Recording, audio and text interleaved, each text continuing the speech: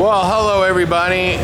We're here again. We're making another vlog about Halloween and haunted houses. And let's go check out the Frankenstein scene now that it's painted. But first, let's look at this Frankenstein.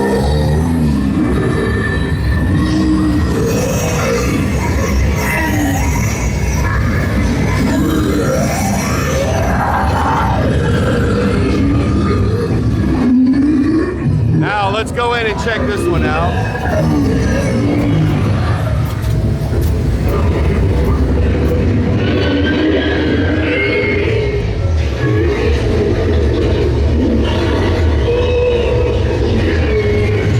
All painted now.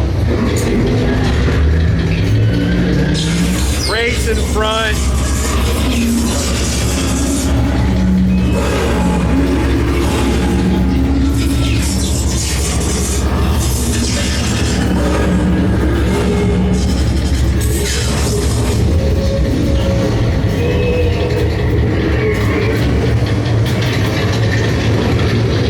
We built this half wall.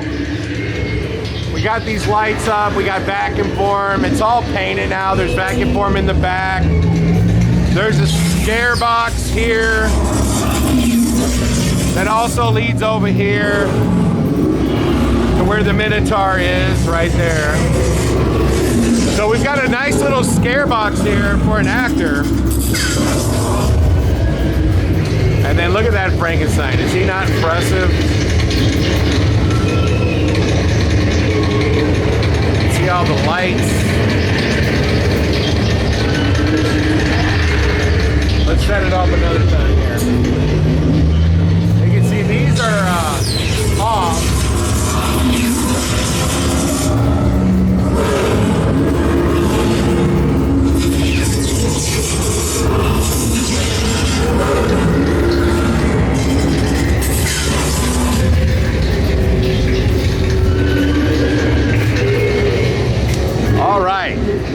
Let's head out.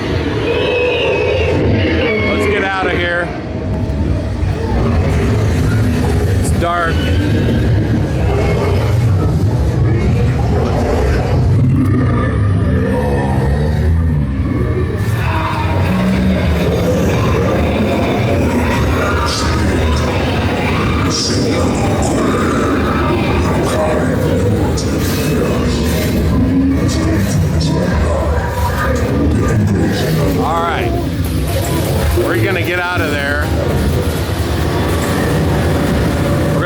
Compressor off, and it's still going to be super noisy.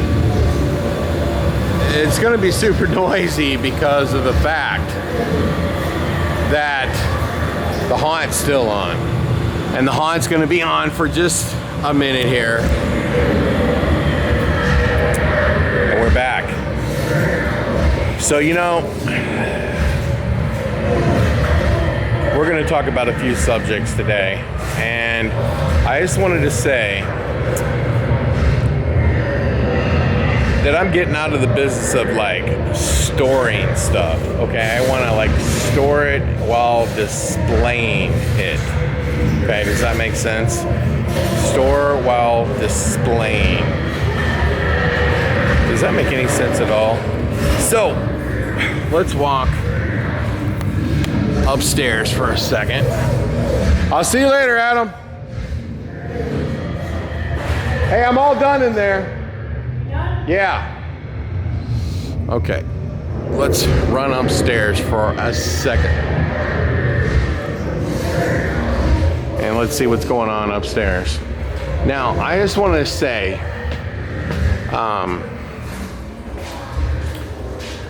there's a lot of topics to discuss. And one of the interesting topics, and we're just gonna talk about a few. I can tell you this, the best thing that ever happened for the haunted house industry, and I really mean this, was Hauntworld.com. Because we had a message board called the Fright Forum.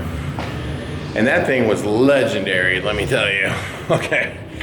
There was a lot of wars on there, a lot of big arguments, a lot of things learned, a A lot of things discussed. It was absolutely fantastic for the haunt industry. But why? Because it connected people. You didn't have YouTube back then, okay? You had Hauntworld Fright Forum, and it connected people.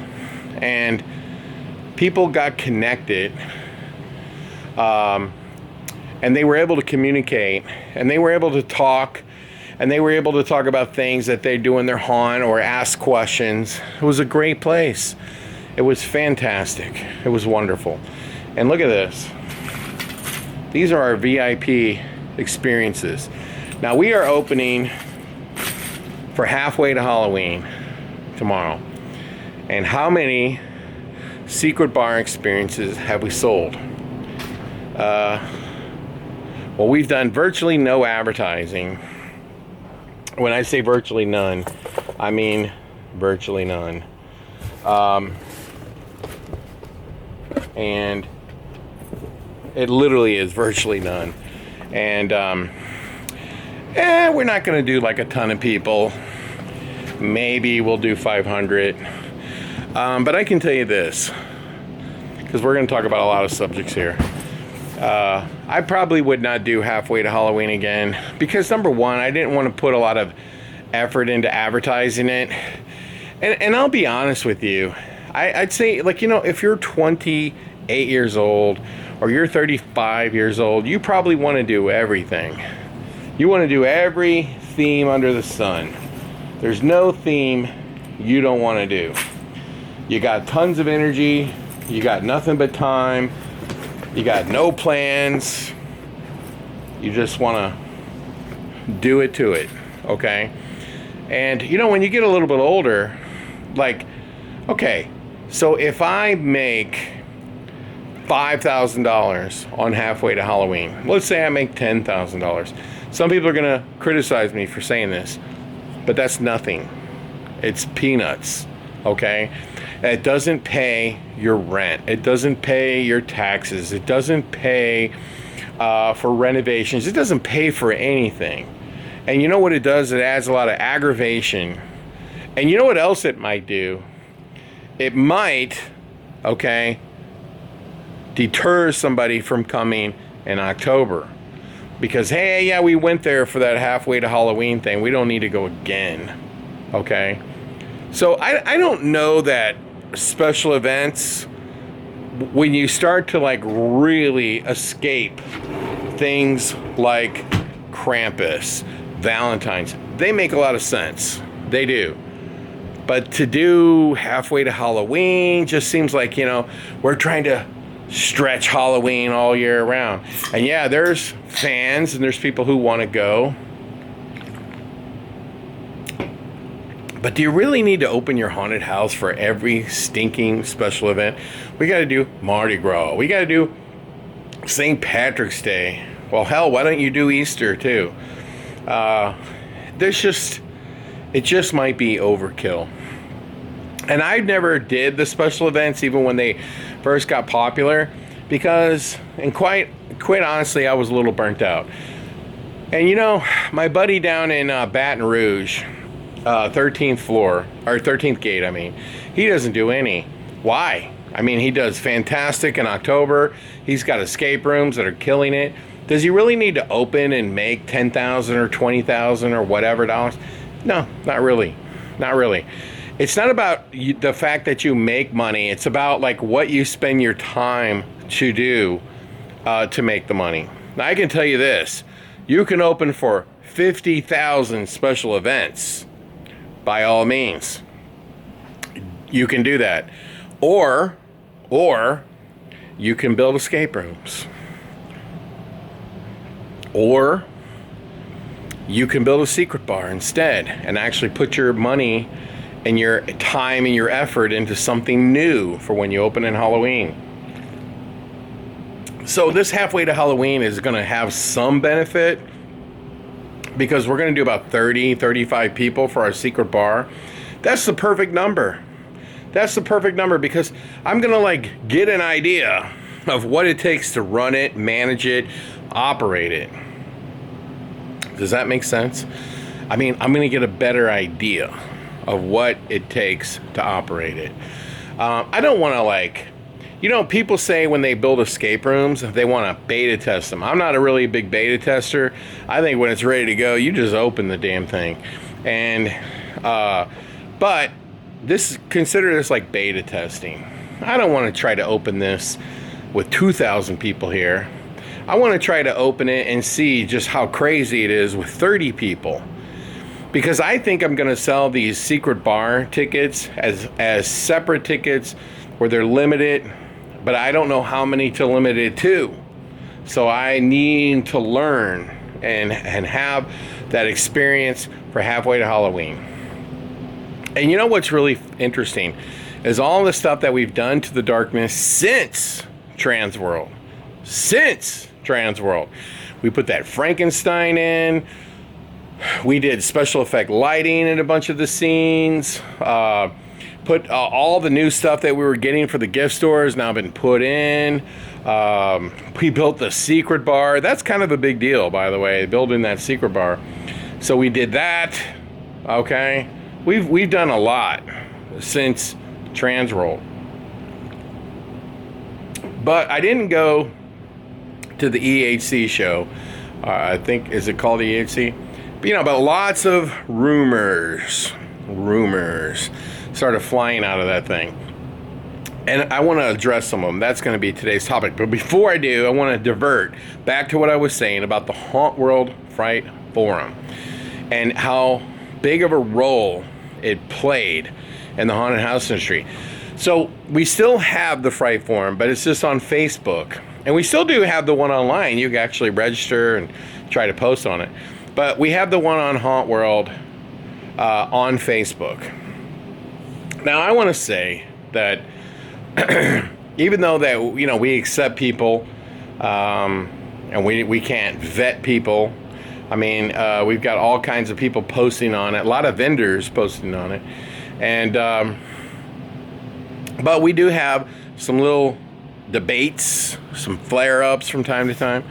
And you know who's been causing a lot of these flare-ups and debates, and which I don't mind it at all. I actually think it makes the forum more interesting. And by the way, if you want to join, go to Facebook and look up the group called Hauntworld, and you could join. We have almost 5,900 members, but it's fun little debates going on. And we've got our buddy who actually started the Fear Expo.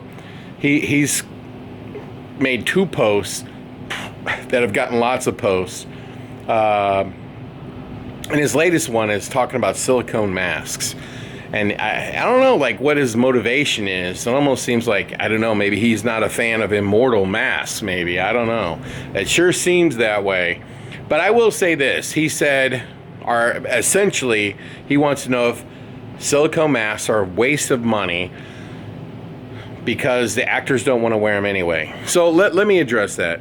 First off, you have to make your actors wear silicone masks, okay? Because you're not going to get a whole lot that says, I want to wear a mask. They all want makeup. So we have rules here at the Darkness, and that is come 7 o'clock or 6:30 or whatever time that we open.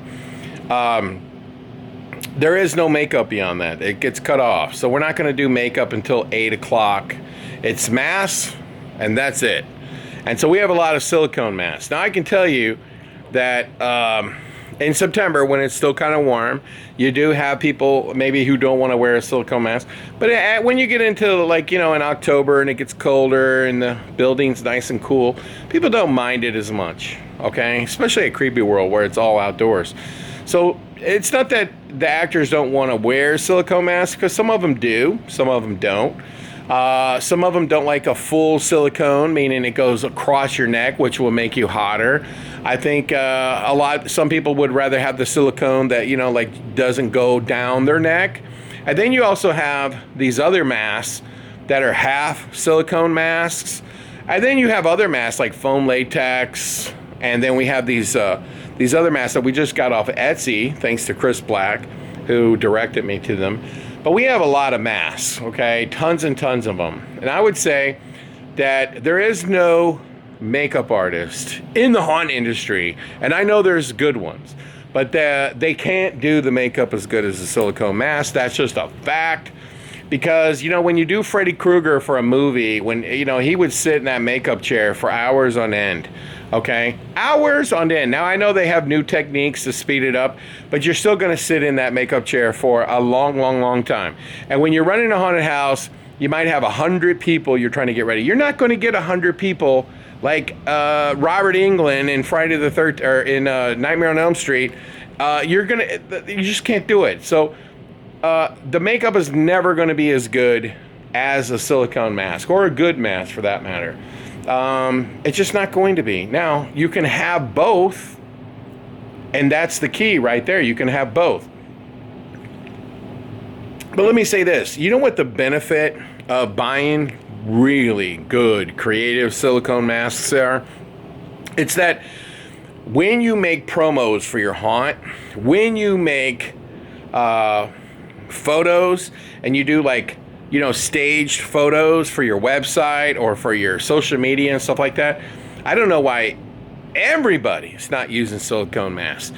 Now, I can tell you that a company that has produced commercials for some pretty big haunts pitched me and said, hey, could we do commercials for you? They showed me some examples, and I can tell you one of the red flags right away was they had violent acts where they're like killing someone or trying to stab you with a knife. Those will never get approved on Facebook, on YouTube. They just won't, because they won't get approved on TikTok. Okay, they certainly won't get approved on TikTok, because you can't have violent acts. So you have to, like, skip violent acts when you're making these promo videos and whatnot. So that was the first red flag right there. But the other red flag that really threw me for a loop is you've got these people acting, and they're in makeup, and the makeup's not even any good. So I'm like, man, what inspired you to think that this actor in this poor makeup is good? It's not. That's where your silicone masks kick in. You should be using your silicone masks, okay, and your good ones for that matter, for all your promo videos, for all of your photo shoots. And yeah, there could be, you know, and I've seen good makeup, especially like if you're doing a Salem's Lot Nosferatu, and you got the teeth, and you got the eyes, and maybe the bald cap or something. Yeah, that might make sense to do in makeup, and if you're gonna take your time, you can do it. But you know how many photos you can take? Literally, the actor changes the costume in 2 minutes, and he changes the mask, he's ready to go again. But if you do full makeup, he's sitting there for, you know, 30 minutes, an hour, he's all dressed up. That's the only character he's gonna play in a photo shoot. But literally, I could get my 10 favorite masks, my 15 favorite masks, I could get 2-3 actors, and they could just keep changing, and we can just roll right through. That's why you want a bunch of silicone masks, because you could take 3 actors and make 20 monsters in literally 2 hours, and you're done. If you do them all in makeup, you're going to put them in makeup. They're not going to be able, oh, wait, let's wash all that off and let's start over again and get a different character. Like, oh, I mean, are you guys nuts? This is why you want to buy silicone masks. Are you kidding me? Seriously? Hey, all I can tell you guys is I think, and I think I'm right on this, the Darkness has the most Instagram followers of any haunted house in the country. We're basically sitting at 118,000, but it's really 117,900 and something, so it's almost 118. I know for a fact we have the most TikTok. We're at 1.1 million. 1.1 million, okay? Our Scarefest YouTube page has 4.1 million. And by the way, that doesn't even include the fact that when I had another YouTube page, I had the Halloween Productions YouTube page. It had all of the attractions we built, Plus, it had the haunted houses. There's one video on there that's 1 million, but it's on the Blacklight Attractions or Halloween Productions YouTube page. I can't remember what it's called now. But yeah, there's tons of haunt videos in there. So if I actually could merge them over to the new Scarefest YouTube, I would have, I don't even know, 7 million views on our videos. So is it, there's a lot of factors why it's so, why we've done so well with social media. But I can tell you, one of the big reasons is having silicone masks and having characters scaring people in silicone masks or staging stuff in the silicone mask, making promo photos in the silicone mask. So for anybody to say they shouldn't buy silicone masks because the actors don't want to wear them anyway, they just really, that makes me question whether or not they're successful. Because if you're successful, you know you need silicone masks, okay? Or you need to go to California and hire like an amazing makeup artist and literally put one actor in makeup for 3 hours. Yeah, you go for that. I'm all about expediency, okay? We want to go fast, we want to get it done, we want to get it done fast. I literally have 3 actors. They could be 20 characters, and it takes me 2.5 hours, and I just shot 20 characters because of silicone masks. I would say the key, though, is to also make sure you get some good silicone hands, because, or lots of like grungy gloves or something to hide their hands. That's very important. But there you go. There's my rant on that subject. Now go to the Hauntworld Facebook page, join the group. We would love to have you. And by the way, I don't shy away from the controversy. I actually like it. I think it's great. I don't like it. I mean, I don't dislike an argument because I don't see them as arguments. I see them as a disagreement that maybe people could learn from 2 people going at it with a complete different opinion on something. A lot of people go, oh, that's drama. No, that's not drama. Yeah, let them go. Okay, or especially if I'm involved, let it go, because we're gonna like get a lot of different opinions and ideas, and you may totally disagree with mine and totally agree with someone else. It doesn't matter, because there's something to be learned from a good old-fashioned debate that gets maybe a little spicy or heated, is a way to put it. So so join Hauntworld Facebook group and we'll go from there. Now, let's get into all these rumors that floating all around the haunted community that Transworld is going to move the main show out of St. Louis. And the rumor that I keep hearing is it's going to move back to Chicago. Now, I just want to address this. First off, let me say that I could care less, and I know I've said this 100 times and nobody believes me because they think, oh yeah, you're making a fortune because it's in St. Louis and it's super convenient for you. Okay, these are dumb people that say this because there is no benefit to me whatsoever. Because I just want to say, so the only reason I'm saying this is so that we're very clear, okay? Since, I mean, even before COVID, 2020, I guess there was no show, right? 2021, they had a show. I never even went. Not even one day, not 1 second, not 1 minute did I go to the show. I mean, like, I'm being completely honest with, not even 1 minute did I go to the show. And it was here. All I had to do was go over and go through. And then in 2022, maybe it was 23, 24, yeah, and then 25. I have been on the show floor over the last 5 years for probably no more than 4 hours, 5 hours. So clearly, I don't care, okay?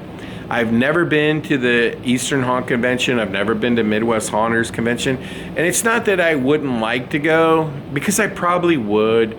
And by the way, I've never been to the Midsummer Night's Scream. Would I like to go? Yeah, I would like to go. But do I go? I haven't gone. I say I will go. I've been to Monsterpalooza, though. And I went to Mass Fest. That was great. I love going to trade shows and conventions, so don't get me wrong. I would love to go to Midsummer's Night's Screen. I would love to go to the EH, whatever it's called, MHC. I'd love to do it all, okay? But I just don't. And I really don't even go to Transworld. And since COVID, I didn't do haunt tours for 2 years. And then for 2 years, all I did was a limited haunt tour because I'm just like burnt out on it a little bit. So hopefully you believe me when I tell you that I don't care if the show moved out of St. Louis. But let me tell you why. When I basically was the one who got this thing going, the reason why I wanted it in St. Louis was not because I was here, not because St. Louis has a beach, not because St. Louis is like Las Vegas or has a bunch of roller coasters, because I really feel like the haunt industry is a blue-collar industry. It's a blue-collar industry. And I've said the same thing about the bowl industry. It's blue-collar all the way. Even though you have a lot of white-collar venues, most of the venues are blue-collar. And so when you think about the haunt industry, it's so blue-collar. I really feel like the reason why it was so successful, and it really was successful day one, is because it was located in the center of the country. And Chicago is kind of in the center of the country, although it's in the top. So if you're in Texas, which is one of the top 5 states for haunts, it's Texas, New Jersey, New York, Pennsylvania, Ohio. Those are your top 5. Okay? If you're in Texas, you got to drive through St. Louis to get up to Chicago. Okay? That's just a fact. Okay? But I don't like Chicago. I've never liked Chicago. And I don't like Rosemont. First off, Rosemont is a junk hole of a convention center, and the hotels are super expensive. And if you were to take this show and put it in Rosemont, all the hotels would immediately jack the price up because of so much demand. The hotel prices, I think, would go to $350 to $400 per night. I'm not to mention the fact that it's a union, heavy union city. It would cause a lot of problems. And by the way, Rosemont is broken up. It's so broken up, and the show would be all over the place. I would absolutely hate it to go back to Chicago. Not to mention the fact, when the show is in February, I mean, Chicago is brutal. It's super windy. It can have violent ice storms. So I'm not saying St. Louis is a ton better, but it's better because we're not sitting on a big giant lake that literally the water gets swept up by the wind and turned into ice. So it's not as bad as Chicago, that's for sure.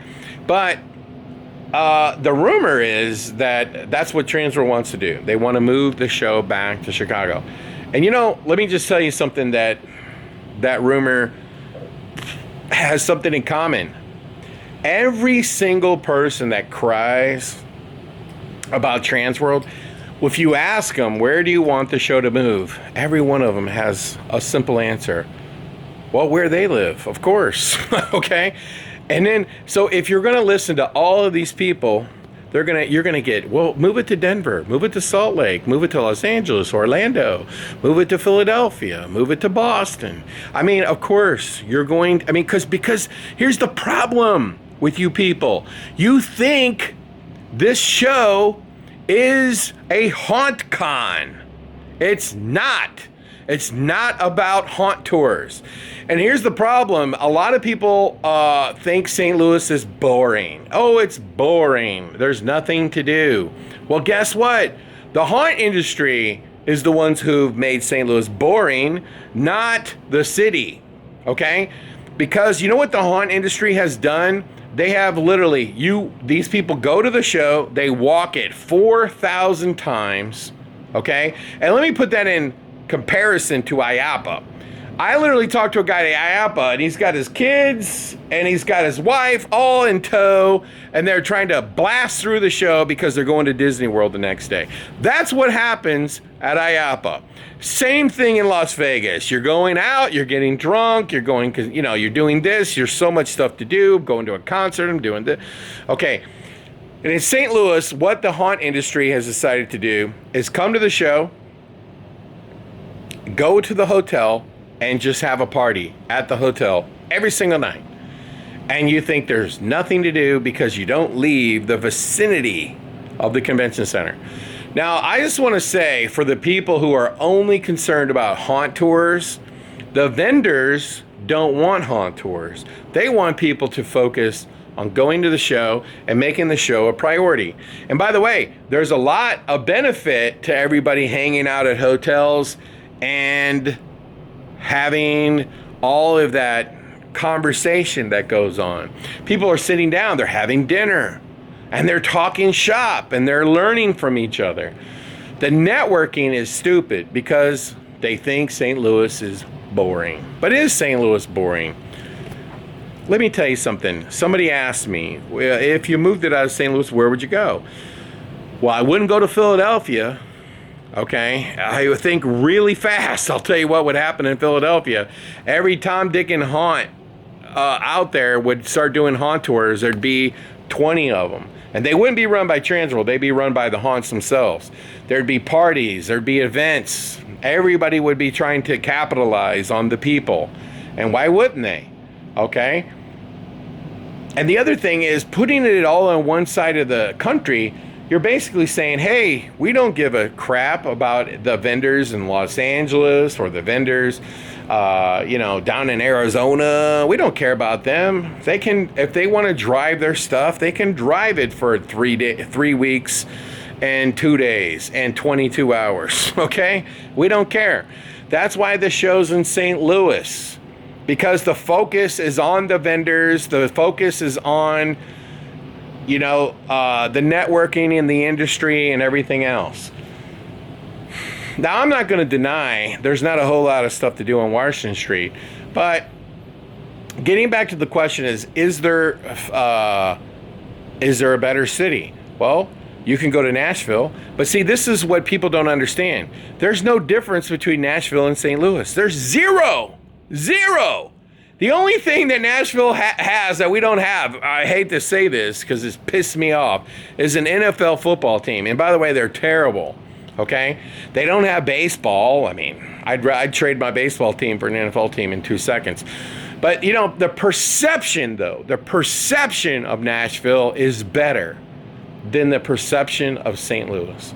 Because you have this perception because of country music, stars, that they've got this row of bars and you're just going to have a great old time. That's the perception. But St. Louis is the only city in America that has 2 Topgolfs. Believe it or not, they are the only city in America that has 2 Topgolfs. But we have 2 Topgolfs. And did you even know that there's a Topgolf literally like 2 miles from the convention center? Yeah, probably didn't. Because the focus of Transworld is all 4 days, people are literally on the trade show floor and they're kind of wiped out. They go to the hotel, they network, they have dinner, and they do it all again the next day. The focus is so honed in on the actual show itself that nobody's exploring. St. Louis actually has one of the best zoos in the world. I actually have been to San Diego Zoo, and it doesn't hold a candle to the St. Louis Zoo, and it's free, okay? But if you went to the zoo, then you wouldn't be able to go to the trade show, would you? No, of course not, okay? But there's this place not far from St. Louis called Ballpark Village. Tons of restaurants, bars, huge area where they have a huge TV screens and all kinds of fun bars, and it's literally like 2 miles from the convention center. Does anybody go there? No, because they go from the convention center to the hotel. This is what they do. We're talking about this Ballpark Village thing. We're talking about, it's like it's over $1 billion. It's really, really cool. Okay? Now, about 2 miles away, 3 miles away from the convention center, is this other venue called the Foundry. And they have a putt shack there. Okay?